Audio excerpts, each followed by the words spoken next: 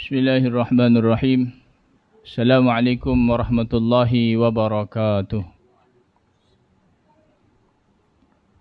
Alhamdulillahi rabbil alamin. Wassalatu wassalamu ala sayyidina Muhammadin wa ala alihi wa sahbihi ajma'in. Subhanaka la ilma lana illa ma 'allamtana. Innaka antal alimul hakim. Rabbi shrah li sadri wa yassir li amri wahlul 'uqdatam min lisani yafqahu qawli. Allahumma anfa'na bima 'allamtana wa 'allimna ma yanfa'una wa zidna min karamika 'ilman ya rabbal alamin. Wa la haula wa la quwwata illa billah. Alhamdulillah, syukur kita pada Allah. Selawat dan salam buat junjungan besar Nabi Muhammad sallallahu alaihi wasallam, ahli keluarga baginda dan semua sahabat-sahabat baginda. Kita sambung malam ni pengajian kitab Al-Qawlut Tam fi Ahkamil Ma'mum wal Imam. Kita masuk malam ni masalah yang ke-79. Kata pengarang rahimahullahu ta'ala, wa nafa'ana wa iyyakum bi'ulumihi fid darain. Takbir ada 6 bahagi. Ada 6 jenis takbir. Lafaznya sama tapi tujuan dia berbagai. Lafaznya sama, Allahu Akbar, tapi tujuannya berbagai. Yang pertama, takbir istibsyar. Orang takbir laungkan Allahu Akbar kerana istibsyar. Apa dia istibsyar? Iaitu takbir memohon kegembiraan. Dan daripadanya firman Allah Ta'ala. Antara dalil orang takbir kerana gembira ni, firman Allah Ta'ala, walitukmilul iddah walitukabbirullaha ala ma hadakum. Artinya, dan supaya kamu cukupkan bilangan puasa sebulan Ramadan. Puasa Ramadan sebulan. Bulan Ramadan kita menahan diri daripada makan, minum dan bersama dengan isteri siang hari sepanjang bulan Ramadan. Jadi bila kita cukupkan puasa 30 hari, 30 hari menahan lapar, lepas 30 hari dah tak ada puasa, dah gembira. Jadi untuk sambut kegembiraan tu dengan laungan takbir. Supaya kamu cukupkan bilangan puasa sebulan Ramadan dan supaya kamu membesarkan Allah, iaitu takbir, kerana mendapat petunjuknya. Dapat petunjuk daripada Allah Ta'ala. Dapat taufik daripada Allah Ta'ala menyempurnakan perintahnya, iaitu puasa sebulan Ramadan. Yang kedua, tujuan takbir adalah istinsar. Istinsar iaitu takbir memohon kemenangan. Kita takbir untuk apa? Supaya mendapat kemenangan. Adalah Rasulullah sallallahu alaihi wasallam apabila bertemu dengan seteru, dengan musuh, bertakbir ia 3 kali, lalu ia bertempur. Sebelum membuat serangan, Nabi akan takbir 3 kali. Allahu Akbar, Allahu Akbar, Allahu Akbar, baru buat serangan. Kenapa dia takbir dulu sebelum buat serangan? Minta pertolongan daripada Allah. Bila Allah tolong, menang. Bila Allah tak tolong, kalah. Ada peperangan Nabi menang, peperangan Badar. Ada peperangan tewas, antaranya peperangan Uhud.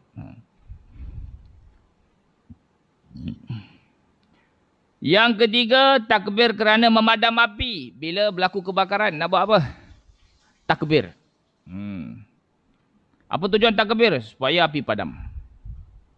Sabda Nabi sallallahu alaihi wasallam dalilnya, idza waqa'al hariqu fakabbiru. Artinya apabila berlaku kebakaran, maka hendaklah kamu semua bertakbir. Allahu Akbar. Tak silap, Hafiz yang antara mangsa kapal terbang terhempas, Hafiz nama dia. Kan dia takbir tu sebelum Dia meninggal dalam keadaan terbakar. Baik, yang keempat. Takbir li taskinir rih wal ghubar. Tujuan takbir kenapa? Angin bertiup kencang supaya angin tu kembali tenang. Debu berterbangan supaya keadaan menjadi seperti sedia kala. Maka takbir. Iaitu supaya memberhentikan angin dan ribut dan debu. Sabda Nabi SAW, "Idza hajatir rihu fakabbiru." Nabi kata bila angin bertiup kencang, yakni datang ribut, maka hendaklah kamu semua bertakbir. Buga-buga dengan takbir itu Allah Ta'ala hentikan ribut. Yang kelima, tujuan takbir adalah takbiratul ihram. Masuk dalam solat. Solat, af'alun, aqwalun wa af'alun. Perkataan, perbuatan yang dimulai dengan takbir. Takbir apa tu? Takbiratul ihram. Dan disudahi, diakhiri dengan salam. Itu yang kelima. Yang keenam, takbir 2 hari raya. Ada takbir muqayyad, ada takbir mursal. Takbir muqayyad raya haji. Setiap kali lepas solat kita disunatkan bertakbir. Ada takbir mursal, takbir sebanyak-banyaknya bermula daripada malam raya. Takbir sampailah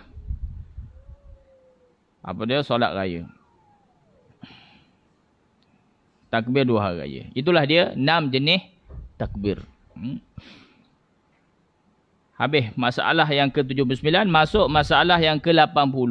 Disunatkan bagi imam membaca semua zikir dan bacaan sembahyang. Kata pengarang rahimahullahu ta'ala, dan telah berkata Imam Asy-Syafi'i radhiyallahu anhu, imam kita, disunatkan bagi imam membaca segala zikir dan bacaan-bacaan di dalam sembahyang dengan sekira-kira tidak meninggalkan sesuatu daripada sunat-sunat ab'ad dan daripada sunat-sunat hayat.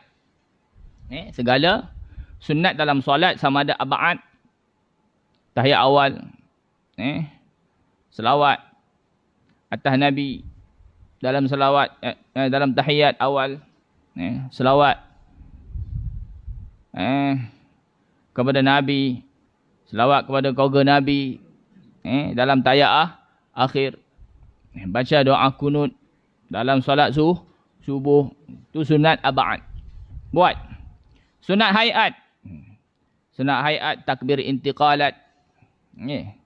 Daripada qiyam kepada rukuk, daripada rukuk kepada i'tidal, daripada i'tidal kepada sujud.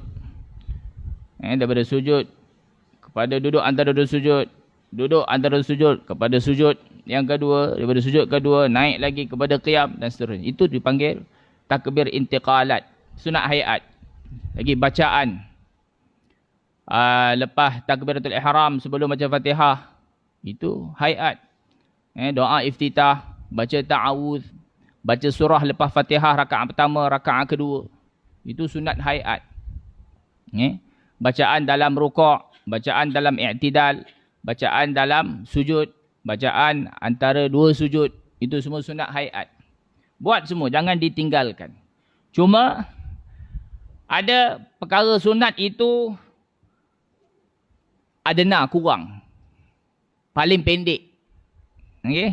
Ada sederhana pendek dan ada panjang. Contohnya bacaan tasbih dalam rukuk, bacaan tasbih dalam sujud. Sekurang-kurangnya sekali, subhana rabbiyal azim ataupun subhana rabbiyal a'la, itu paling kurang sekali. Sesempurnanya berapa? Sesempurnanya 3 kali. Bukan sesempurna, sekurang-kurang sempurna. Sekurang-kurang sempurna 3 kali. Subhana rabbiyal a'la, subhana rabbiyal a'la, subhana rabbiyal a'la. Itu sekurang-kurang sempurna. Paling akmal 9 kali. Jadi tasbihat tersebut jangan buat paling kurang itu sekali, dan jangan buat sesempurnanya. 9 kali. Jangan. Habis perlu buat berapa kali? 3 kali lah. Sekurang-kurang sempurna 3 kali. Okey. Disunatkan bagi munfarid. Mana tadi hilang? Disunatkan bagi imam membaca segala zikir dan bacaan di dalam sembahyang dengan sekira-kira tidak meninggalkan sesuatu daripada sunat-sunat ba'at dan sunat-sunat hayat, dan janganlah memadakan dengan sekurang-kurang zikir. Jangan memada. Jangan memada baca sekali tasbih. Memang tak batal solat. Memang memadai, tapi janganlah. Buatlah lebih daripada sekurang-kurang, iaitu 3 kali. Bacaan surah lepas Fatihah.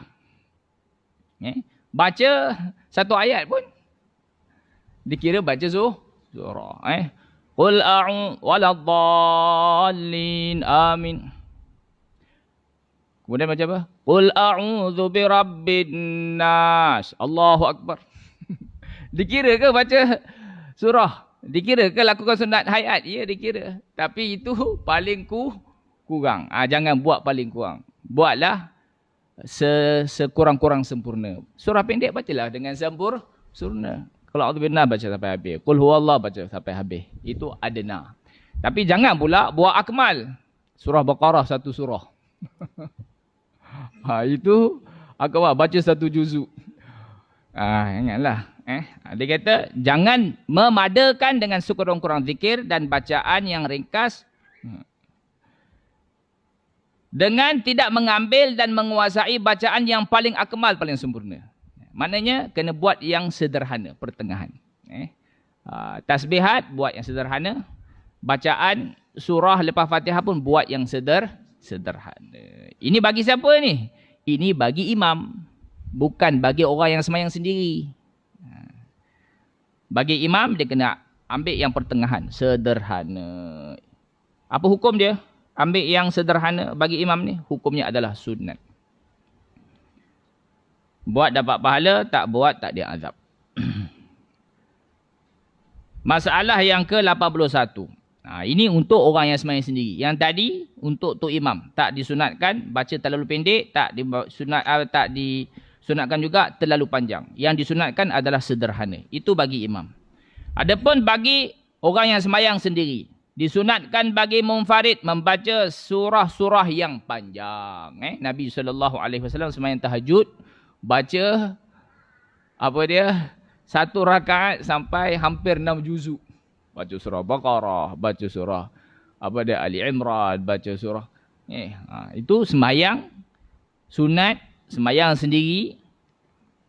Maka digalakkan sembahyang dengan bacaan yang panjang-panjang. Karena itu Nabi SAW didapati kakinya bengkak kerana lamanya berdiri dalam solat tahajud. Sampai isteri Nabi Aisyah radhiyallahu anha menangis. Tengok betapa bersungguhnya Nabi dalam mengerjakan ibadat.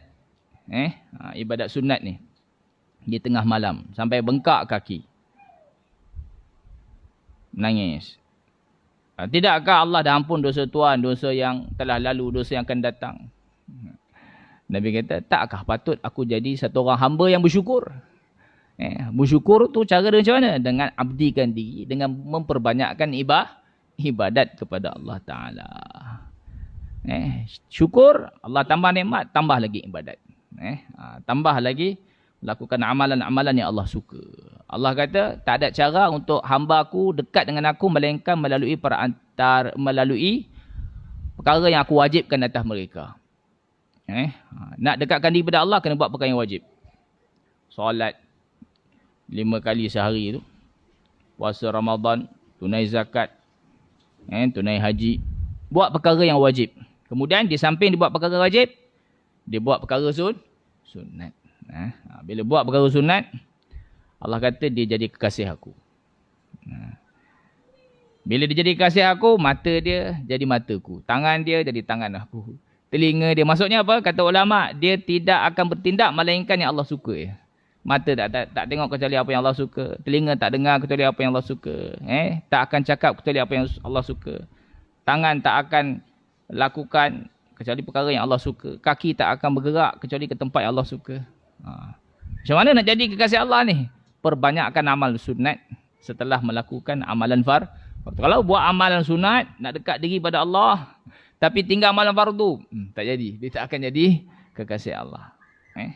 Nabi SAW diperbanyakkan amalan-amalan sunat.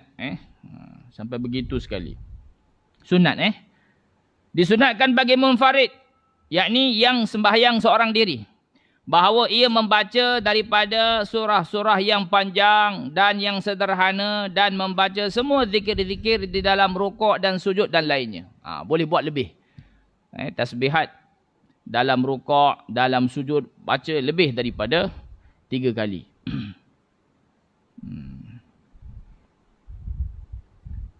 Sunat.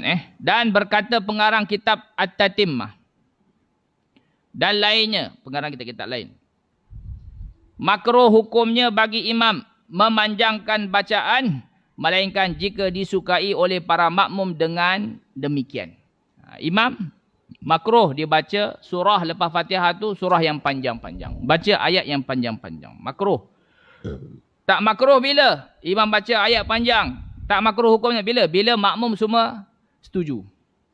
Makmum semua suka agar imam baca surah-surah yang panjang. Tapi kalau makmum tak suka, maka tak boleh baca yang panjang-panjang. Ini yang dikatakan boleh imam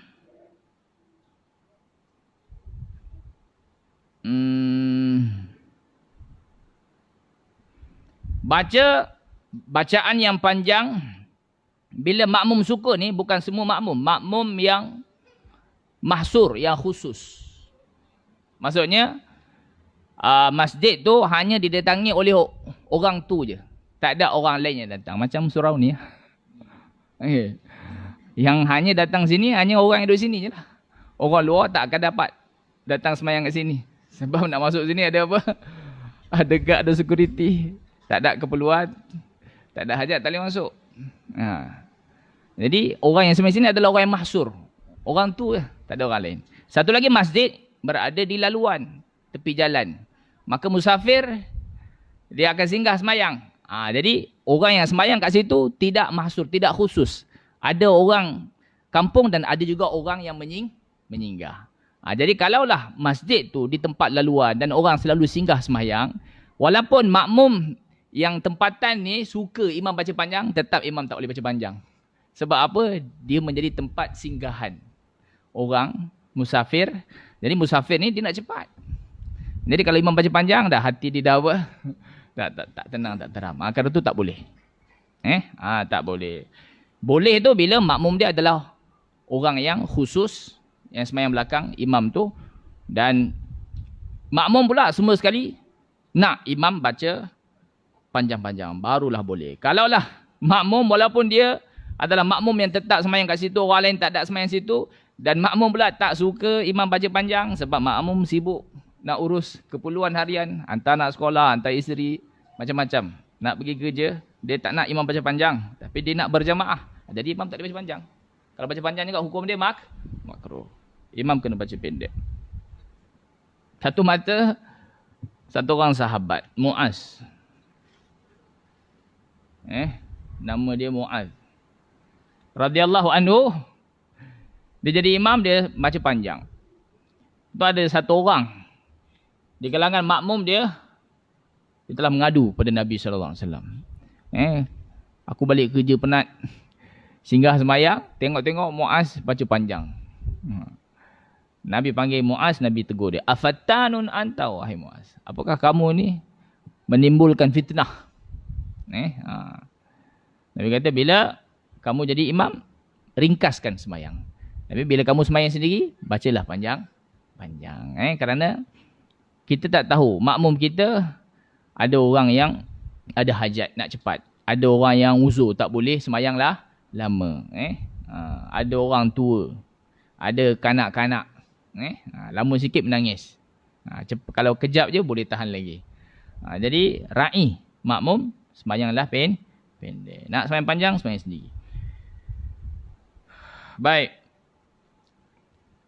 Makruh hukumnya bagi imam memanjangkan bacaan, melainkan jika disukai oleh para makmum dengan demikian, dengan bacaan panjang. Dan sesungguhnya telah dinaskan oleh Imam Asy-Syafi'i rahimahullahu ta'ala atas demikian di dalam kitab Al-Um. Imam Syafi'i sebut dah perkara ni dalam kitab Al-Um.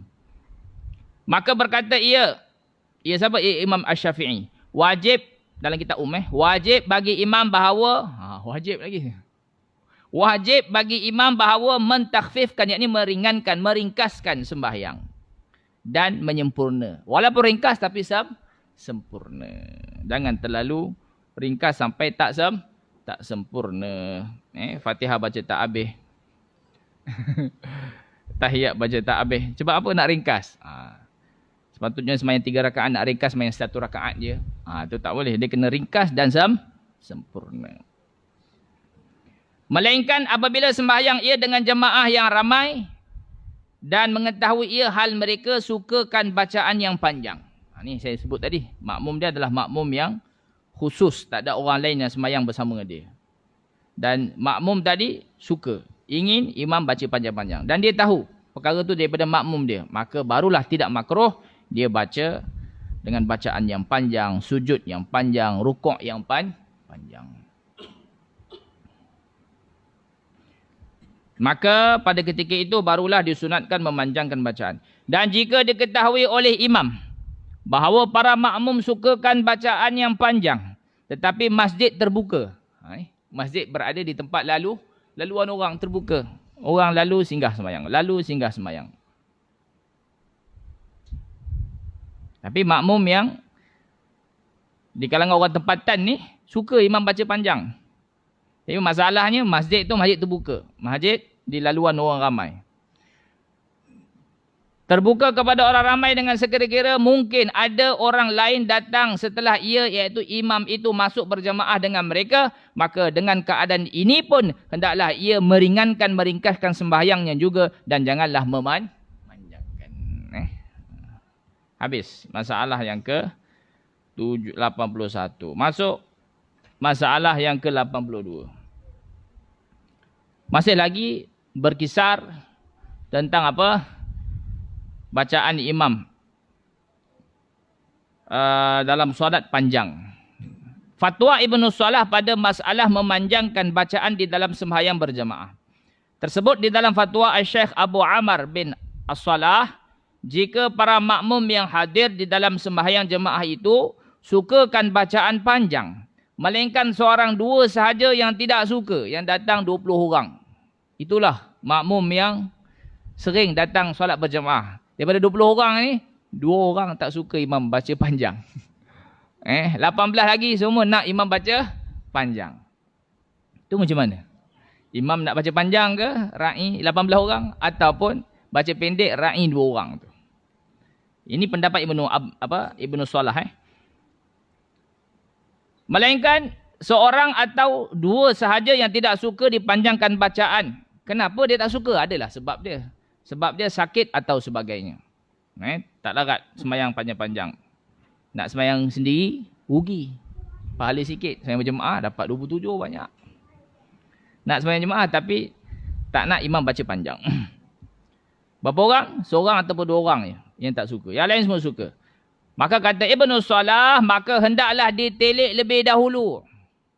Jika kehadiran orang seperti ini sekali 2 sahaja datang berjamaah di tempat itu, maka hendaklah sembahyang itu ditakhfifkan, diringankan. Tengok orang yang tak suka ni, dia kerap datang ke jarang-jarang datang. Kalau dia datang jarang-jarang, kita ra'ilah dia. Bila dia datang, kita pendekkan bacaan. Bila dia tak datang, kita panjangkan. Jika orang seperti itu selalu datang menghadiri sembahyang berjamaah di tempat itu. Tapi kalau orang yang tak suka ni, seorang dua ni, dia istiqamah datang. Maghrib, isyak, subuh. Istiqamah. Bukan jarang-jarang. Orang lain pun datang juga. Tapi orang lain nak panjang. Dia ni, seorang dua ni tak nak imam panjang. Ini pendapat Ibnu Salah.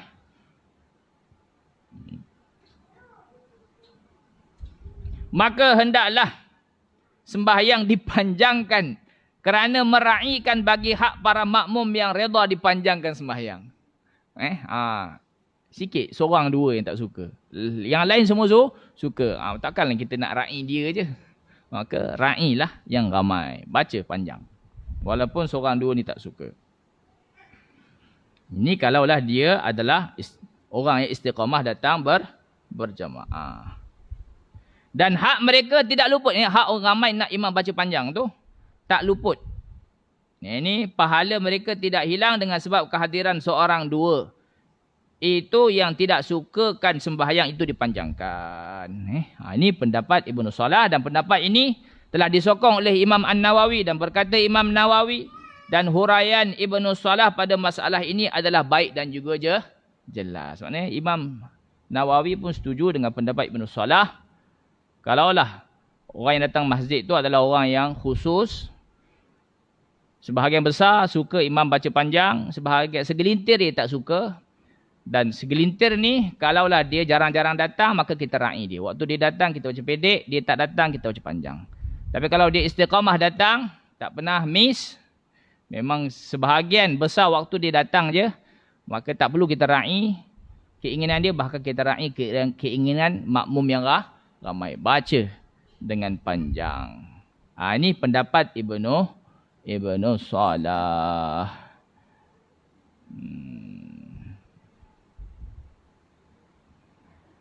Baik. Kemudian masalah ni masalah khilaf. Adapun pendapat Imam Zarkashi, Imam Azra'i, Imam Subki, ini juga ulama dalam mazhab Syafi'i. Pendapat mereka ni bercanggah dengan pendapat Ibnu Salah. Kata mereka la yutawwalu mutlaqan.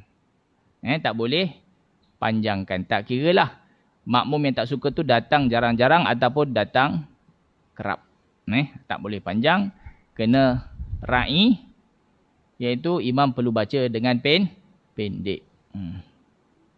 Dia berdalilkan dengan hadis Muaz tu lah.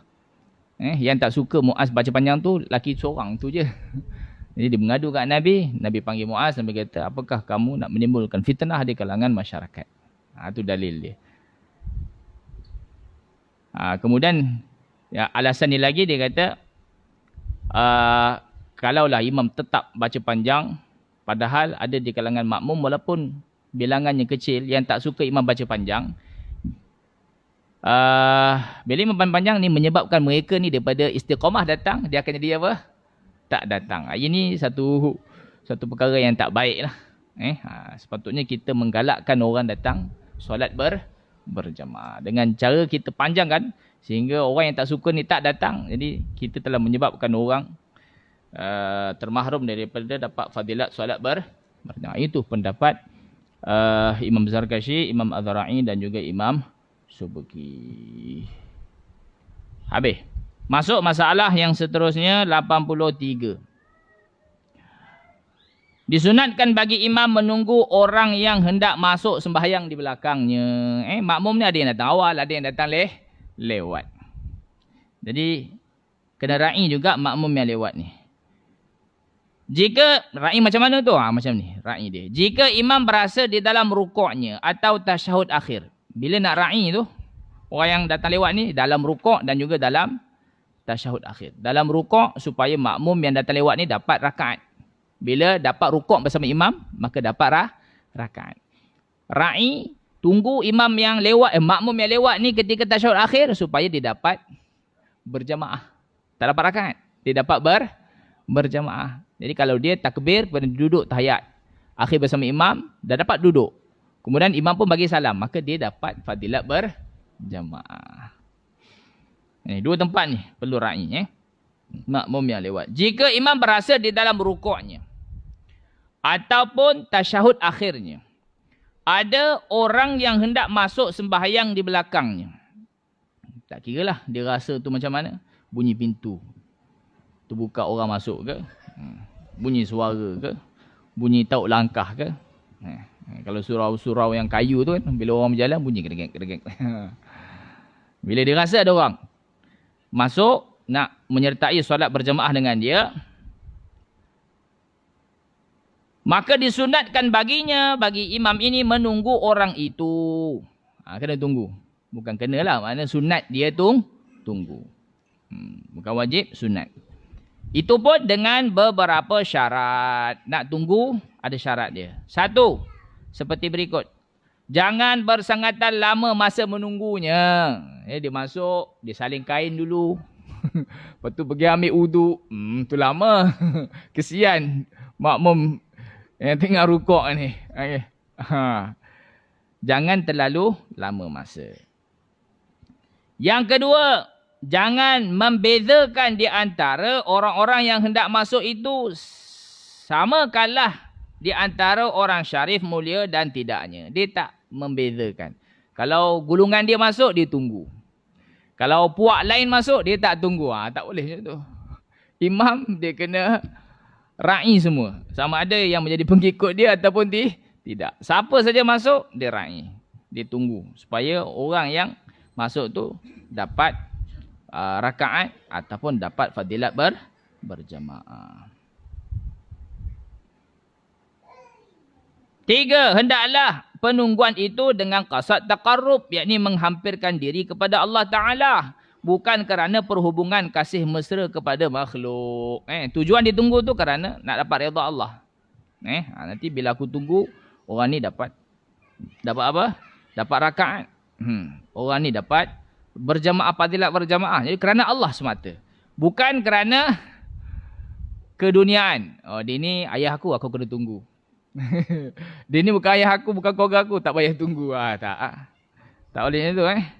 Bukan tunggu orang ni nanti dapat projek, dapat tender. Tak tunggu nanti tak dapat. Itu kerana dunia tak boleh. Dan niat tu kena mau betul kerana mencari redha Allah. Yang keempat, tidak takut luput waktu. Nak tunggu tu apakah masa waktu solat tu masih berbaki ataupun tidak. Kalau masa solat masih berbaki, bukan dia sembahyang akhir waktu, sembahyang awal waktu, waktu solat masih panjang, maka sunat tunggu. Tapi kalau dia sembahyang akhir waktu, kalau ditunggu menyebabkan habis waktu, maka tak sunat tunggu. Tidak takut luput waktu dan terkeluar sembahyang daripada waktunya. Dan jika ditakuti, yakni khawatir kalau tunggu menyebabkan habis waktu solat, masuk waktu solat lain, maka ditelik jika pada sembahyang Jumaat hukumnya haram atasnya yang demikian itu, kerana mengeluarkan Jumaat daripada waktunya boleh meluputkan Jumaat. Tunggu dah sembahyang Jumaat kan. Dah lah sembahyang Jumaat lewat. Khutbah panjang, sembahyang dah dekat ngasar. Kemudian dah sembahyang dekat ngasar, ra'i pula orang yang lewat. Bila ra'i menyebabkan sembahyang Jumaat tu salam tak berlaku dalam waktu zuhur. Bila salam tak berlaku dalam waktu zuhur, tak dapat Jumaat. Walaupun khutbah panjang. Jadi kalau imam tunggu, hukum dia bertukar daripada sunat kepada haram, berdosa. Dan kerana inilah telah menyebut oleh ashab, jika tidak tinggal daripada waktu Jumaat melainkan sekadar masa yang dapat menunaikan di dalamnya perkara yang wajib seperti 2 khutbah dan sembahyang 2 rakaat, nescaya wajib atasnya meringkaskannya. Ini dia ulama Syafi'i kata apa? Anak murid Imam Syafi'i kata, kalaulah waktu untuk solat Jumaat itu suntuk dah, cukup hanya buat perkara yang wajib je. Puji Allah, selawat atas Nabi, wasiat dengan taqwa, baca ayat Al-Quran 1, doa untuk mukminin mukminat, dan salah satu daripada 2 khutbah. Waktu tu cukup untuk buat 2 khutbah yang ringkas dan juga solat yang ringkas. Maka kena buat yang wajib tak boleh buat yang sunat. Kenapa? Kalau buat sunat menyebabkan luput waktu zuhur, luput waktu Jumaat, tak dapat Jumaat. Baik, yang kelima, janganlah orang yang hendak masuk sembahyang itu daripada orang yang kebiasaannya lambat dan melewat-lewatkan takbiratul ihram sehingga kepada rukuk imam dengan was-was atau malasnya atau lembabnya. Dan orang yang seperti demikian janganlah menunggu. Tengok jugalah. Ini bukan tengok tu maknanya tengok lu. Siapa masuk? Bukan itu. Okey. Kadang imam ni makmum yang biasa solat dengan dia kenal. Okey, daripada suara dia kenal, kadang daripada cara berjalan pun dia kenal. Jadi kalau dia ni memang lambat. Asal takbir je, kalau tak 7 kali, bukan dia. Kena sampai 7 kali. Was-was. Okey. Dia ni memang sengaja lambat-lambat. Imam nak rukuk, baru dia takbir. Dan kalau jenis orang yang memang suka lambat-lambat, maka orang yang macam ni tak perlu ra'i lah. Tak perlu ra'i dia. Terus je. Itu syarat dia. Lagi syarat yang keenam, hendaklah orang yang hendak masuk itu daripada orang yang dipercayai mendapat rakaat dengan sebab sempatnya rukuk dengan imam.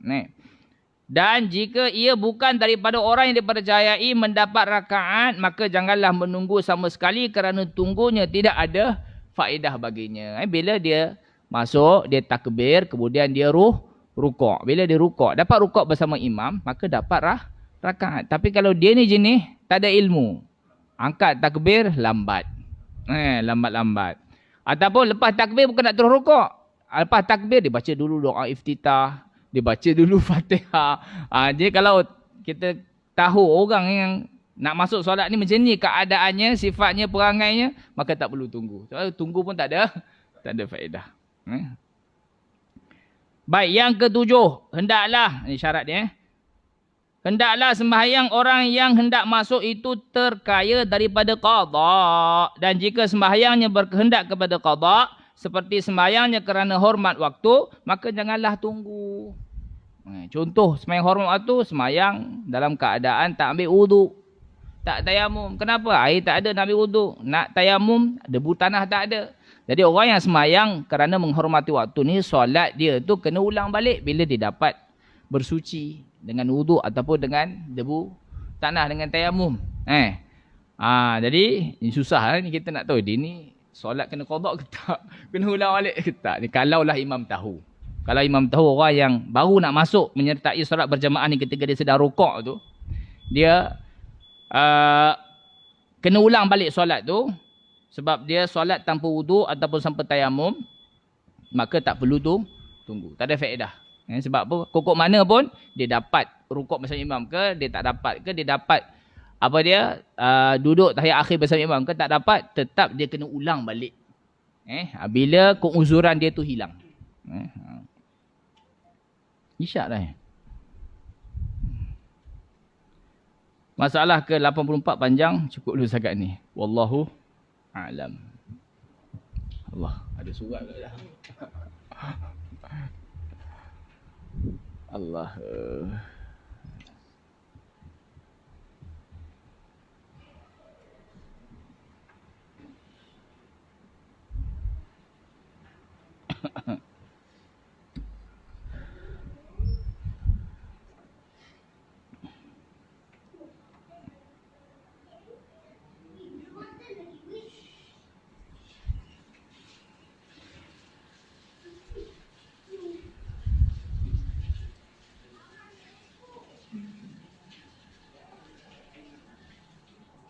Baik, sebelum solat Jumaat,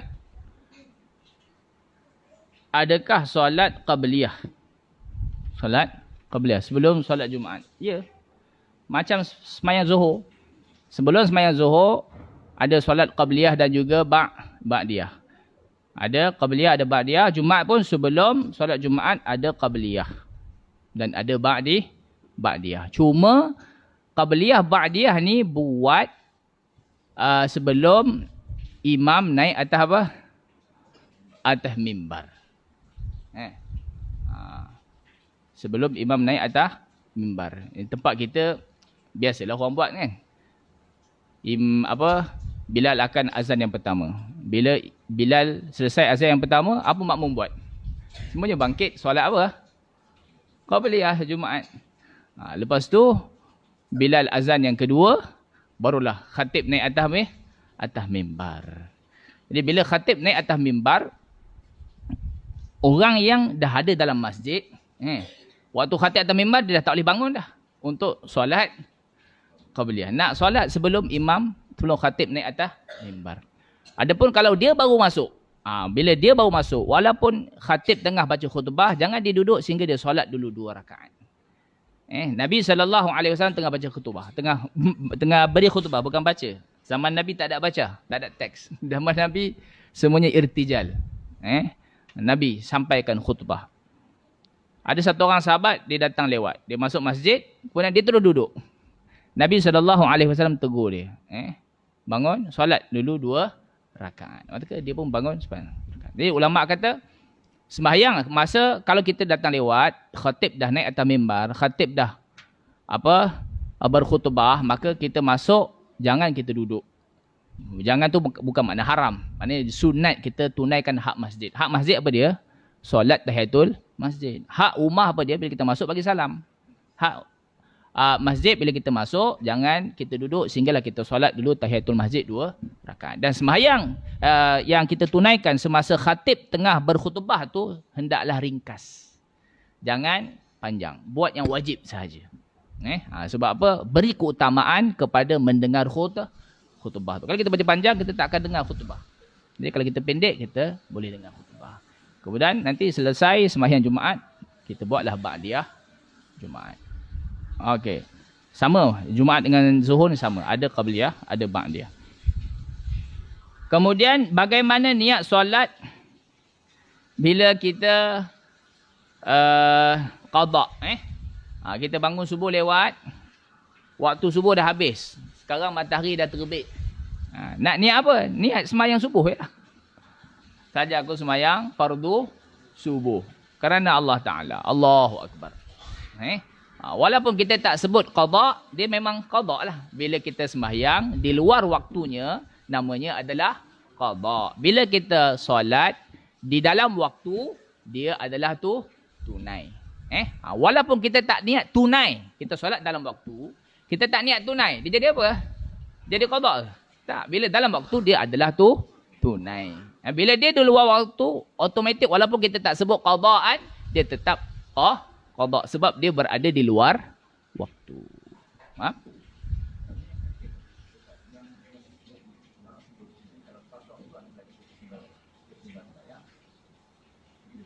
Bertinggal.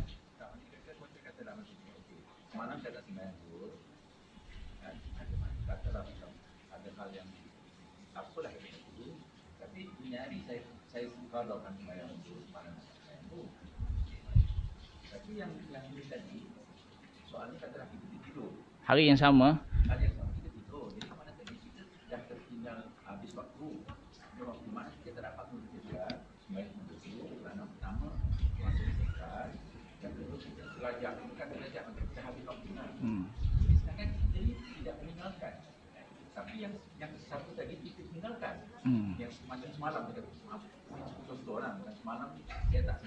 Saya faham maksud Haji. Maksud Haji, satu orang dia tinggal solat satu kerana ada keuzuran.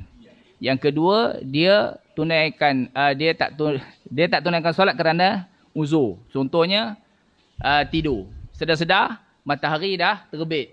Itu adalah dia tinggal solat dalam keadaan uzur.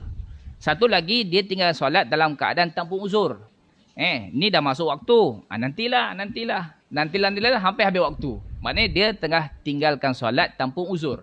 Sama ada dia tinggal solat dengan uzur ataupun tanpa uzur, hendaklah dia qada. Waktu qada tu sama ada dia niat qadaan ataupun adaan, solat dia sah. Faham ni? Okay. Cuma orang yang biarkan waktu solat berlalu tanpa solat, tanpa sebarang uzur, dia berdosa. Adapun dengan uzur, tak berdosa.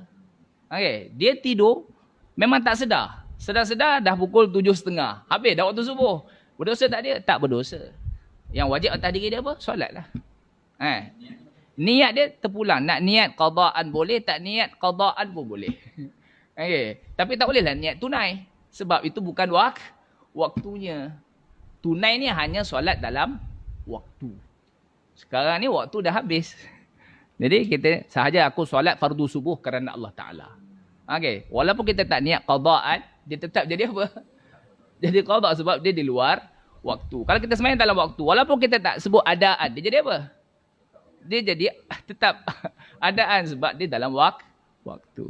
Faham Okay, saya ingat cukup dulu setakat ni. Apa yang baik tu daripada Allah Ta'ala, yang tak baik tu daripada kelemahan diri saya sendiri. Saya mohon ampun dan maaf. Kita sudahi majlis kita malam ni dengan tasbih kafarah. Subhanakallahumma wa bihamdika asyhadu an la ilaha illa anta astaghfiruka wa atubu ilaihi billahi taufiq.